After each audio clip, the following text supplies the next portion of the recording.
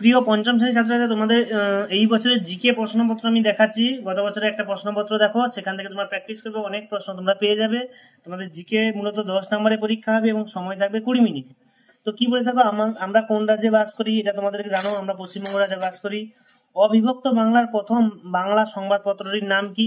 পশ্চিমবঙ্গের কোথায় উৎস প্রসবন আছে? রেল ইঞ্জিন তৈরি কারখানা কোথায় আছে জানো? প্রত্যেকটা চিত্তরঞ্জন, আমি সবগুলো বলছি না, তোমরা বই থেকে খুঁজবে এবং নিজেরা প্র্যাকটিস করবে। বেলুড় মঠ কে প্রতিষ্ঠা করে? শান্তিনিকেতনে কোন বিশ্ববিদ্যালয় অবস্থিত? ঠিক আছে, রবীন্দ্র ভারতী বিশ্ববিদ্যালয়।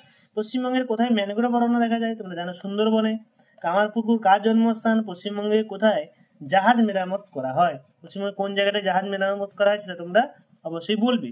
এরপরে দেখো, বলেছে স্যার উপাধি ত্যাগ করেন কি? কে স্যার উপাধি ত্যাগ করেন? তারপরে পশ্চিমবঙ্গের নববর্ষ উৎসব কবে সম্পন্ন হয়? পশ্চিমবঙ্গের নববর্ষ কবে হবে? তো 1লা বৈশাখ।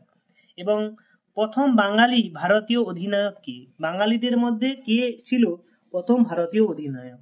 তো তোমাদের টোটাল 10টা প্রশ্ন, 10 নম্বরের পরীক্ষা হবে এবং তোমাদের আলাদাও প্রশ্ন থাকতে পারে। এই প্রশ্নগুলো প্রায় প্রতি বছর কমন আসে, এই জন্য আমি তোমাদের দেখালাম। তো দেখতে পাচ্ছ 1 2 3 4 5 6 7 8 9 10 11টা। তো 11টার মধ্যে তোমাদের 10টা করতে হবে, এই পেজে কোনো কিছু নেই।